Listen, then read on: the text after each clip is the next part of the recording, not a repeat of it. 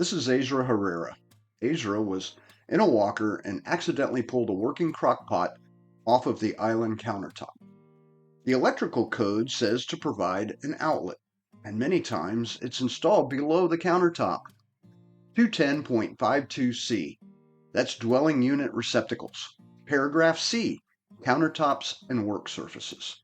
If your local municipality is using the 2017 NFPA 70 National Electric Code, or NEC, generally speaking, you only need one receptacle to serve an island or peninsula, unless there's something that cuts the area into two separate countertop spaces. Then there'd need to be one for each side. In 2020, there was a massive change because islands were becoming as big as small kitchens. So for areas 9 square feet or less, we provide only one receptacle and add a receptacle for every additional 18 square feet. Now, Section 3901.4 of the International Residential Code uses the same language for the need to install a receptacle for a countertop or a workspace on an island and a peninsula, as it does for any other countertop or workstation. Now, both codes agree that receptacles should be located at the most 20 inches above the countertop or workspace, and receptacle assemblies installed in the countertops and workspaces shall be listed for use in each of those locations.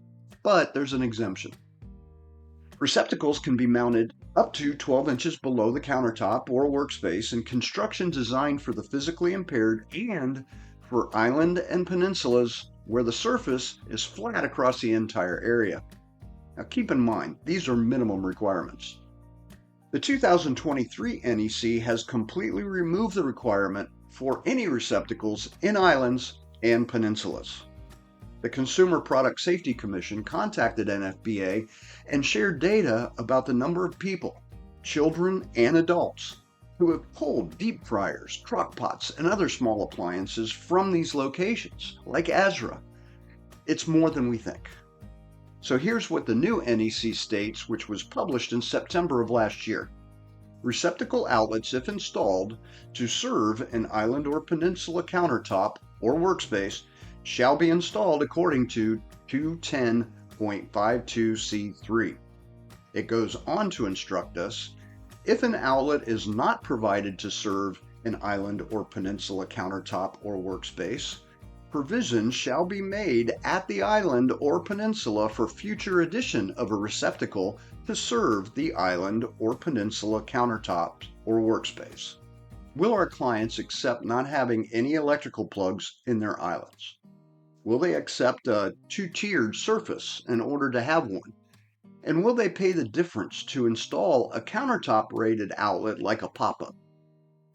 What other options are there? Now, there's a question of what's required and what's optional. For example, using this photo from the 2022 Arctic Global Choice winning entry by AIS Design in Houston, Texas, a countertop receptacle can't be more than 20 inches above the surface. So, is it acceptable to call for a receptacle higher than 20 inches above the counter? Yes. A receptacle could be installed on this shelf if the counters below have the required receptacles installed. If it's not required, it's optional, right? So, receptacles are not required in islands. In that case, some may argue that because they are no longer required there and in peninsulas, one can still be installed here, about 12 inches below the countertop. Knowing what we know now, if one is there and it's not required to be there, but a child is harmed in an accident like Azra, you can bet lawyers will be involved, even if the client demanded that there be electricity in their island. You might want to proceed with caution. And remember, the code requires that we provide the means for possibly ignoring the code after the fact by creating a raceway and a wire to the island. Others, let's say plan reviewers, might argue that the new verbiage explicitly states that if receptacles are installed, they must meet NEC 21052C3, which explains the acceptable locations in the counter or within 20 inches above. No options. But hey, we are building designers. We solve problems. I bet you come up with some very creative tiered island designs that not only please your client's electrical needs, but also look fantastic.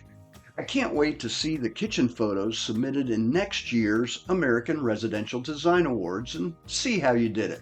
And by the way, the call for entries for this year's ARDA is open. Go to residentialdesignawards.com and check it out. Also, if you want to learn more about the changes in the 2023 NEC, as well as get some tips on how to prepare electrical layout drawings, riser diagrams, and load calculations, go to aibd.org/Tuesday at 2 and look for the replay of the March 14th webinar. As always, go back to the email that led you here and see what else is happening in AIBD. Thanks for watching this entire video and have a triumphant week.